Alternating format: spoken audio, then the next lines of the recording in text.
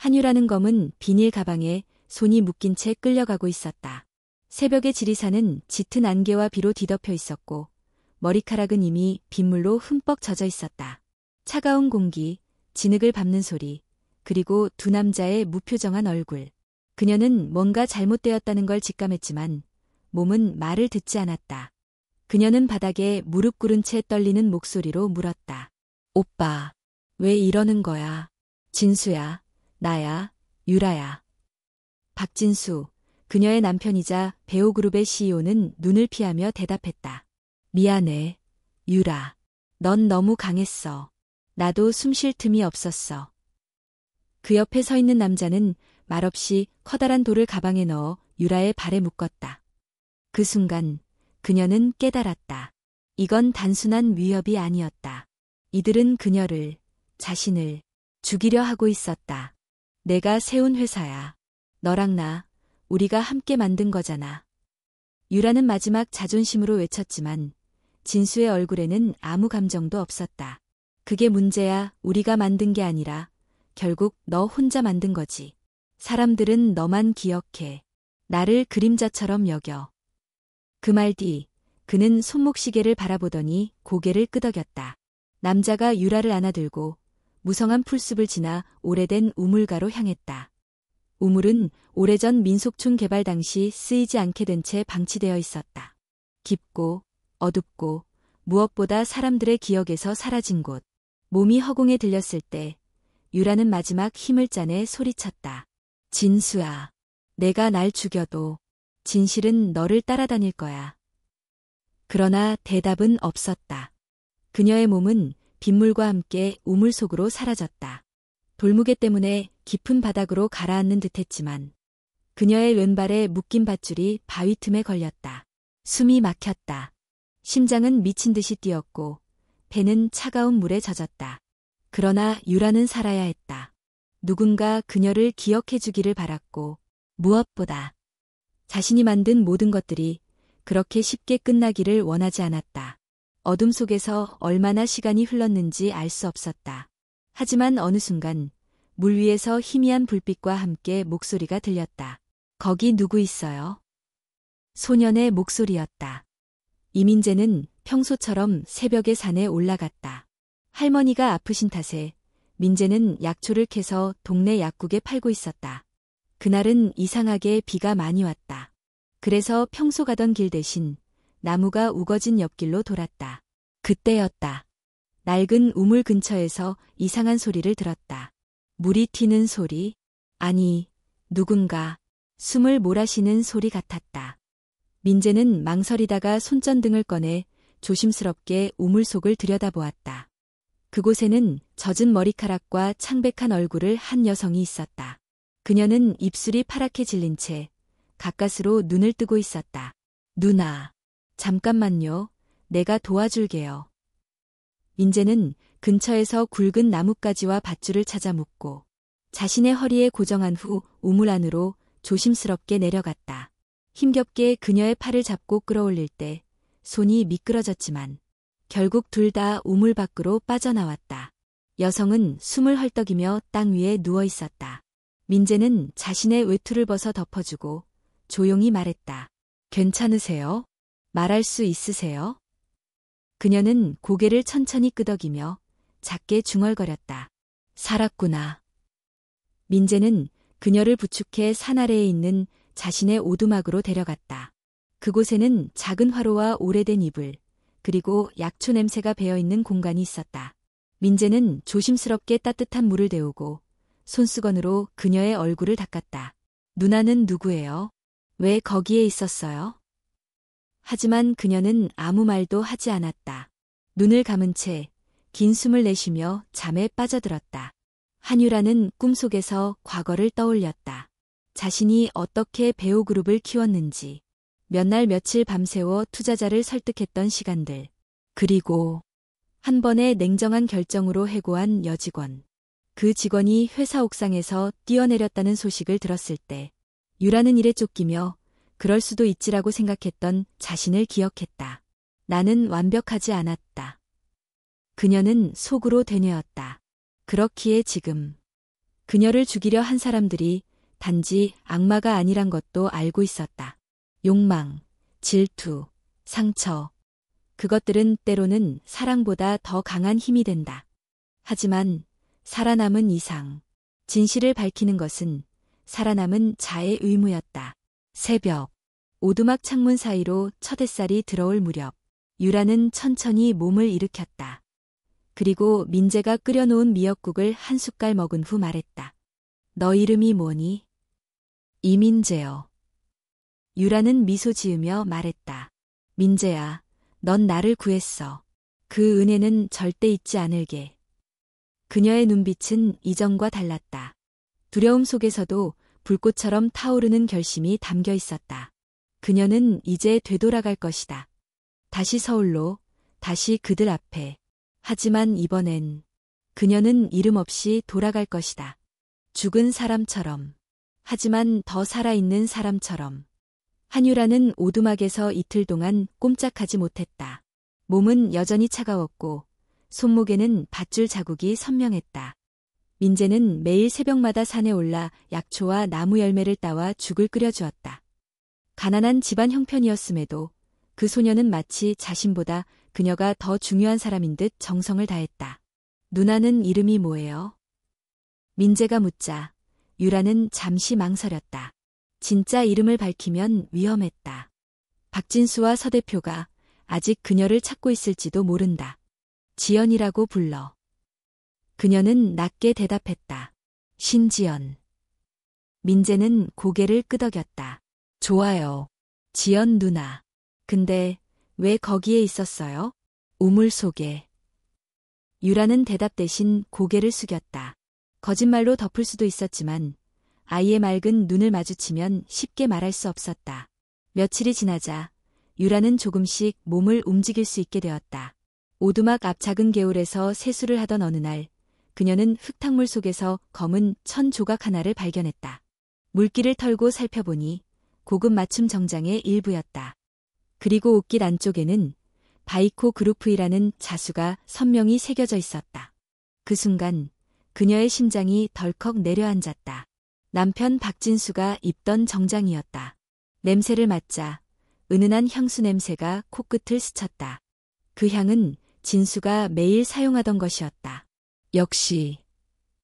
유라는 이를 악물었다.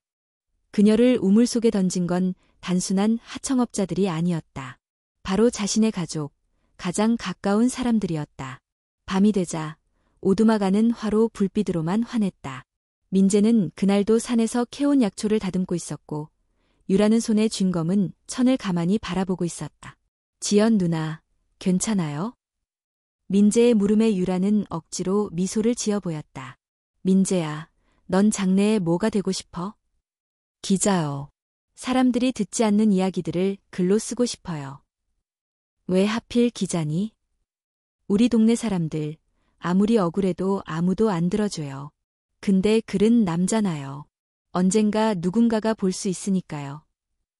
유라는 순간 말문이 막혔다.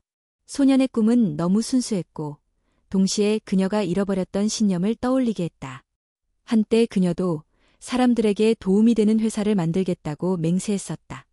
하지만 현실의 경쟁 속에서 그녀는 점점 냉정해지고 때론 잔인해지기까지 했다. 민재야. 그녀는 천천히 입을 열었다. 너 말이 맞아. 기록은 진실을 드러내는 가장 강한 무기야. 그녀는 다시 한번 검은 천을 움켜쥐었다. 나도 언젠가 내 이야기를 기록하게 될 거야. 진실 그대로. 며칠 후 유라는 숲 가장자리에서 이상한 흔적을 발견했다. 젖은 흙 위에 선명히 남은 바퀴 자국. 트럭이나 SUV 같은 큰 차량이 지나간 흔적이었다. 그리고 바로 옆 풀숲에는 부러진 와인병 조각이 흩어져 있었다. 그들이 다시 왔다. 흔적을 지우기 위해. 유라는 심장이 쿵 내려앉는 것을 느꼈다. 자신이 살아있다는 사실이 발각된다면 민재와 그의 할머니까지 위험에 처할 수 있었다. 그날 밤 유라는 민재가 잠든 사이 혼잣말처럼 속삭였다. 나는 더 이상 피해자일 수 없어. 이제는 내가 선택해야 해. 그녀는 작은 수첩을 꺼내 조심스럽게 글자를 적기 시작했다. 서울로 돌아간다. 새로운 이름으로. 죽은 사람처럼. 며칠 뒤 유라는 배낭 하나를 메고 오두막 앞에 섰다. 민재는 눈치를 챈 듯 그녀를 붙잡았다. 지연 누나, 어디 가요? 도시로. 해야 할 일이 있어. 민재는 고개를 저었다. 위험해요. 누나는 거의 죽을 뻔했잖아요. 유라는 미소를 지으며 그의 머리를 쓰다듬었다. 민재야, 넌 나를 살렸어. 그래서 나도 살아야 해. 그냥 숨는 게 아니라 제대로 살아야 해. 그녀는 목걸이 하나를 꺼내 민재 손에 쥐어주었다. 작은 은색 펜던트였다. 이건 나한테 소중한 거야. 나중에 내가 다시 올 때까지 가지고 있어줘. 민재의 눈동자가 흔들렸다. 정말 돌아올 거죠? 응, 반드시. 유라는 오두막을 뒤로하고 발걸음을 옮겼다. 안개 낀 산길을 따라 내려가며 그녀는 다시는 이전의 자신으로 돌아갈 수 없다는 걸 느꼈다. 더 이상 박진수의 아내도 서 대표의 며느리도 아니었다. 그녀는 새로운 이름을 가졌다. 신지연. 죽었다가 되살아난 사람. 그리고 언젠가 진실을 세상 앞에 드러낼 사람. 신지연은 서울역에 도착하자마자 잠시 하늘을 올려다보았다. 회색빛 도시, 익숙한 간판, 차가운 바람, 그리고 사람들의 무표정한 얼굴들. 한유라로 살던 시절, 그녀는 이곳에서 수많은 회의와 인터뷰, 발표를 하며 여성 기업인의 롤모델로 불렸다. 하지만 이제 그 이름은 그녀의 무덤 위에 남겨진 것이나 마찬가지였다. 그녀는 우선 노트북과 중고 스마트폰을 구입했다. 신분을 위조한 가명으로 개통한 전화기. 이제 그녀는 누구에게도 존재하지 않는 사람. 그러나 그 누구보다 살아있는 사람이었다. 며칠 뒤 그녀는 베코그룹의 채용 공고를 발견했다. 홍보팀 계약직 모집, 신입 경력 무관. 그리고 회사 주소는 여전히 그 건물, 강남 한복판 38층짜리 빌딩이었다. 신지연은 이력서를 새로 썼다. 대학은 지방 4년제, 경력은 지방방송국의 편집보조. 철저히 눈에 띄지 않는 경력. 하지만 기본 능력은 증명되는 이력. 면접 당일, 그녀는 정장 대신 단정한 블라우스를 입고 나타났다. 신지연 씨, 홍보 쪽은 처음이시죠? 면접관이 묻자 그녀는 자연스럽게 웃으며 대답했다. 사람들에게 진실을 알리는 일을 하고 싶어서요. 좀 늦었지만 지금이라도 시작하고 싶어요. 그녀의 목소리는 단단했지만 겸손했다. 면접관 중 누군가는 그런 그녀의 태도에 고개를 끄덕였다. 며칠 뒤 그녀는 채용 통보를 받았다. 위층 간부들의 인가 없이도 채용 가능한 계약직. 바로 그것이 그녀가 노린 틈이었다. 출근 첫날 그녀는 건물 27층에 위치한 홍보실에 배정받았다. 사무실은 예전보다 더 세련돼졌고 시스템도 자동화되었다.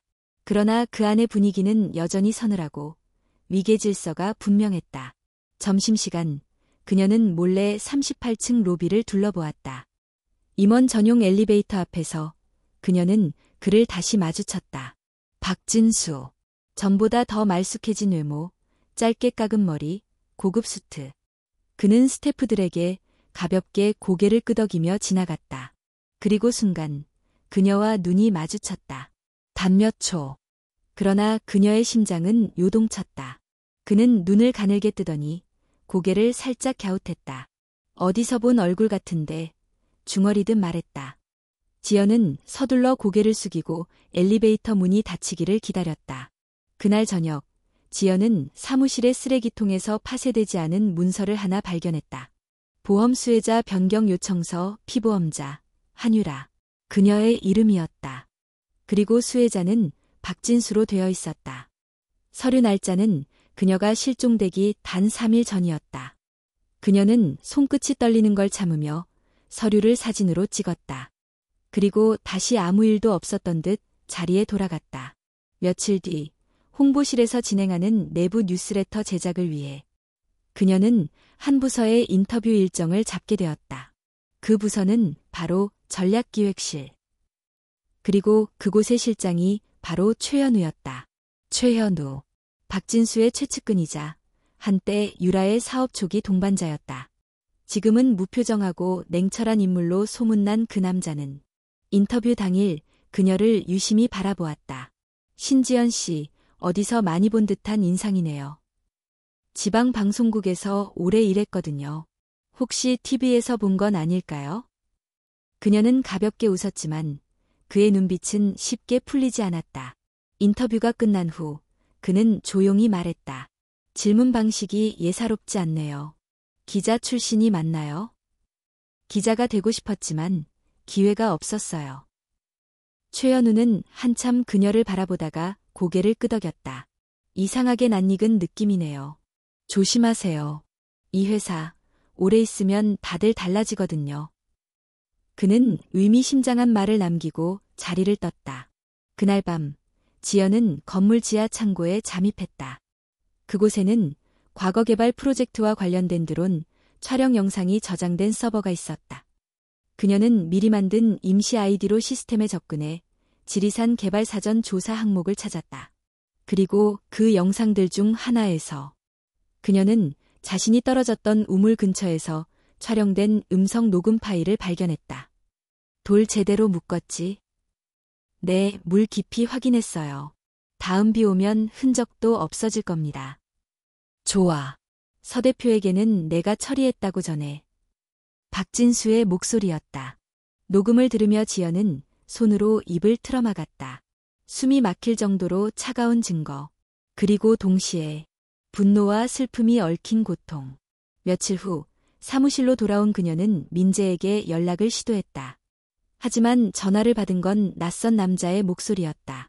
이 번호 다시는 사용하지 마. 내가 말 한마디만 더 꺼내면 그 아이는 다시 못 본다. 그녀는 핸드폰을 떨어뜨릴 뻔했다. 민재가 납치당했다. 어떻게? 그녀는 머릿속이 새하얘졌다. 잠시 후 사무실 책상 위에 익명의 봉투가 놓여 있었다. 말하지 마. 움직이지 마. 그 아이는 너보다 더 빨리 사라질 수 있어. 그녀는 이제 모든 걸 잃을 위기에 처했다. 다시 사랑하는 사람을 잃을 수 없었다. 그러나 진실을 묻는 채 살 수도 없었다. 결국 그녀는 최연우에게 조심스레 접근했다. 실은 당신에게 보여줘야 할 게 있어요. 그녀는 핸드폰을 꺼내 박진수의 음성 녹음을 재생했다. 파일이 끝나자 최연우는 깊은 숨을 내쉬며 물었다. 당신 누구죠? 지연은 조용히 말했다. 난 한유라예요. 죽은 줄 알았던 여자. 최연우의 사무실 안은 침묵으로 가득했다. 박진수의 음성 녹음을 들은 뒤 그는 오랜 시간 말이 없었다. 한유라는 조용히 그를 바라보았다. 믿지 않아도 좋아요. 하지만 지금 그 아이가 위험해요. 그 아이가 날 구했어요. 이제 내가 그를 구해야 해요. 최연우는 천천히 고개를 들었다. 당신이 살아있었다는 사실보다 박진수가 그런 일을 했다는 게 더 충격이군요. 하지만 생각해보면 그럴 수도 있었겠다는 생각이 드는 것도 무섭네요. 그는 잠시 책상 서랍을 열더니 오래된 USB 하나를 꺼냈다. 이건 1년 전 지리산 현장 CCTV 백업 파일이에요. 그날 이후 본사 서버에서는 삭제됐지만 난 이상하다고 느꼈죠. 왜 그날 밤 갑자기 전원이 꺼졌는지. 그녀는 USB를 받으며 눈빛이 흔들렸다. 왜 나를 도와주죠? 당신은 박진수의 오른팔이었잖아요. 그는 나를 이용했을 뿐이에요. 그리고 당신은 단 한 번도 사람을 이용하지 않았죠. 그 말에 유라는 처음으로 미소를 지었다. 짧고 슬픈, 그러나 고마움이 담긴 미소였다. USB 안에는 명확한 영상이 있었다. 비가 쏟아지던 밤, 3명의 남자가 산길을 따라 걷는 모습. 그중 한 명은 큰 자루를 어깨에 메고 있었고, 잠시 후 화면에는 폐우물 앞에서 무언가를 던지는 장면이 찍혀 있었다. 프레임은 흔들렸지만 목소리는 분명했다. 조용히 해, 떨어뜨리고 끝내. 다시는 돌아오지 못하게. 서 대표는 뭐라고 하십니까? 걱정 마, 그녀도 원했어. 다 끝내자고. 그 음성은 누구도 부정할 수 없는 박진수의 것이었다. 며칠 뒤 경찰에 신고하는 대신 유라와 현우는 언론을 이용하기로 했다. 증거를 공개하기에 가장 극적인 무대. 바로 한유라 100일 추모식이었다. 백호그룹은 그녀의 죽음을 기념하며 대규모 행사를 준비했다. 유라가 생전에 기획했던 숲속 생태 리조트 착공식을 함께 진행하며 그녀의 정신을 계승하겠다는 명분으로 언론을 초대했다. 행사장 중앙에는 유라의 대형 사진이 걸려 있었고 박진수는 검은 정장을 입고 사랑하는 아내를 기리며 라는 연설문을 준비 중이었다. 무대 뒤편, 최연우는 USB를 설치하고 있었다. 무대 조명, 대형 스크린, 스피커 모두 연결이 완료되었다. 그날 아침, 유라는 거울 앞에 섰다. 단정한 흰 블라우스, 검은 재킷, 머리는 깔끔히 묶었고 얼굴에는 화장 대신 차분한 결심만이 있었다. 그녀는 민재에게 짧은 문자를 남겼다. 곧 끝나. 기다려줘. 행사장에 도착한 유라는 내부 스태프 신분으로 무대 근처에 접근했다. 보안 요원들이 수상하게 여겼지만 그녀의 침착한 태도와 명확한 명단 확인 덕분에 통과할 수 있었다. 행사는 예정대로 시작되었다. 진수는 무대 위에 올라와 감정이 담긴 목소리로 말했다. 제 아내 한유라는 늘 자연과 인간의 조화를 말했습니다. 그녀의 열정은 저와 우리 모두에게 큰 영향을 주었습니다. 오늘 그녀의 뜻을 잇기 위해 이 자리를 마련했습니다. 그 순간 조명이 잠시 흔들리고 스크린이 번쩍이며 영상이 재생되기 시작했다. 비 내리는 산길, 사람들이 무언가를 들고 이동하는 모습, 그리고 들려오는 박진수의 음성.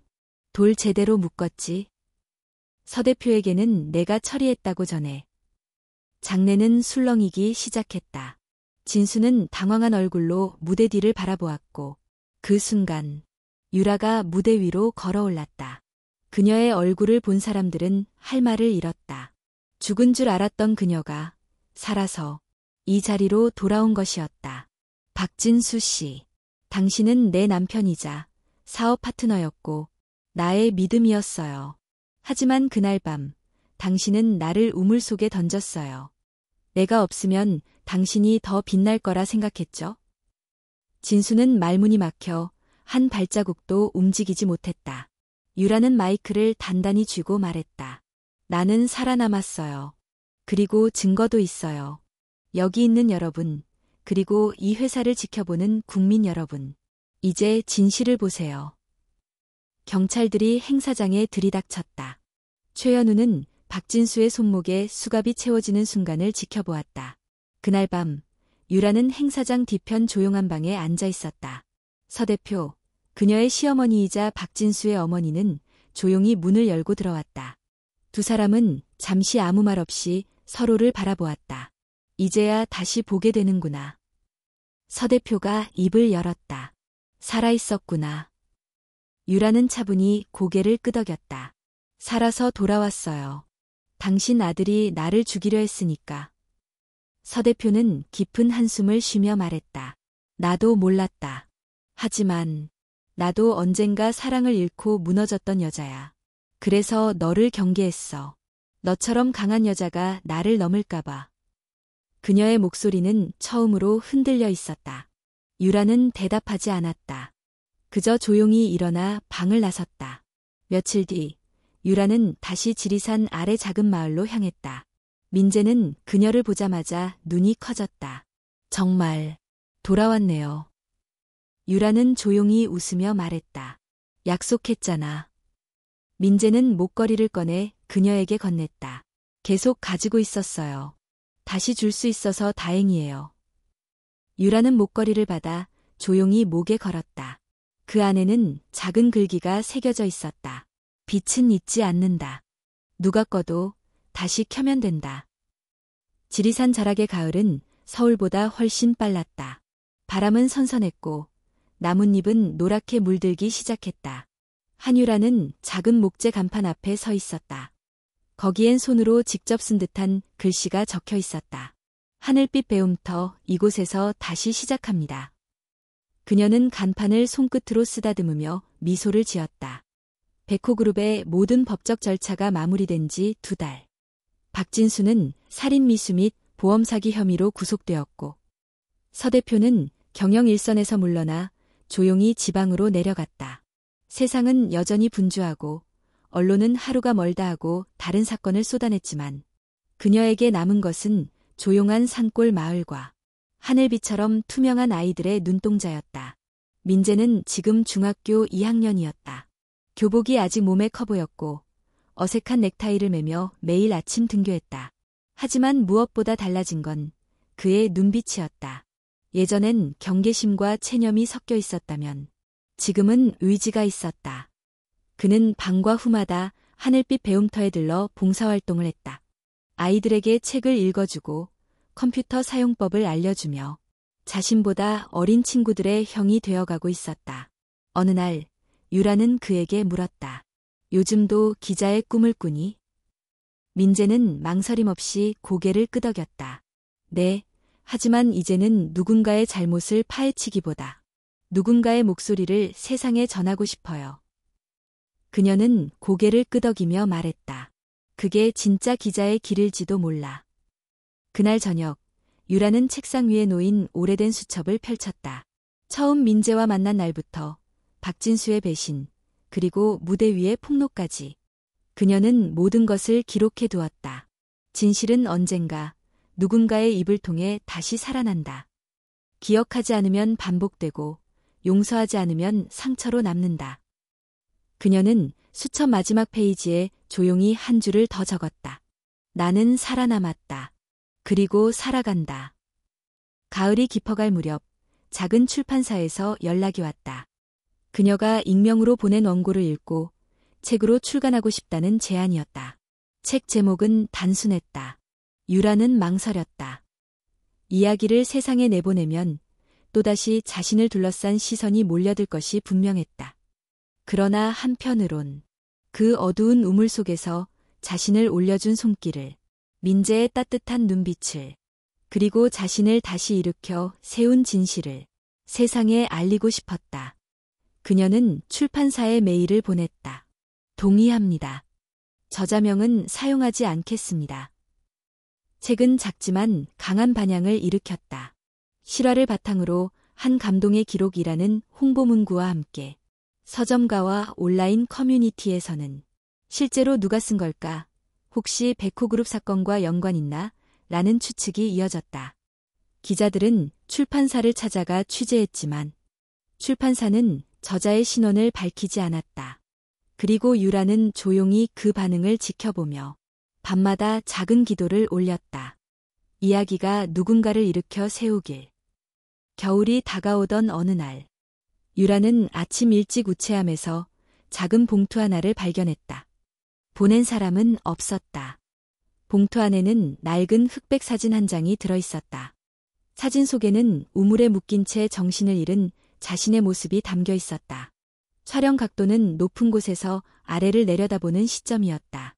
즉, 그날 밤, 우물가 어딘가에서 누군가 지켜보고 있었던 것이었다. 사진 뒷면에는 단 한 줄의 글씨가 적혀 있었다. 나는 널 살려둘 생각이 없었다. 하지만 내가 살아남았으니 이제는 내가 기억을 지워야겠지. 그녀는 손끝이 떨리는 걸 억지로 진정시켰다. 그리고 사진을 접어 수첩 속 깊은 곳에 넣었다. 그 순간 다시 마음속에서 무언가 올라왔다. 분노도 공포도 아닌 어쩌면 사명감. 끝난 게 아니야. 그 밤의 어둠은 더 깊었고 진수도 꼭대기에 있는 사람은 아니었을지 몰라. 그녀는 민재가 남긴 편지를 떠올렸다. 누나는 나한테 말했어요. 무서워도 멈추지 말라고. 빛은 누군가가 꺼도 다시 켤 수 있다고. 그녀는 창문을 열었다. 지리산 능선 너머로 해가 떠오르고 있었다. 붉은 빛이 천천히 산자락을 타고 내려오며 마을 전체를 따뜻하게 감쌌다. 그녀는 조용히 중얼거렸다. 나는 다시 걸을 거야. 그들이 원하지 않아도 이제는 나 자신을 위해서. 며칠 후 서울의 한 출판사 편집장이 익명의 메일을 하나 받았다. 다음 이야기를 준비 중입니다. 제목은 진실은 사라지지 않습니다. 그저 더 깊은 어둠에서 우리를 기다릴 뿐. 편집장은 모니터를 바라보며 조용히 속삭였다. 돌아왔군요. 우물의 여자.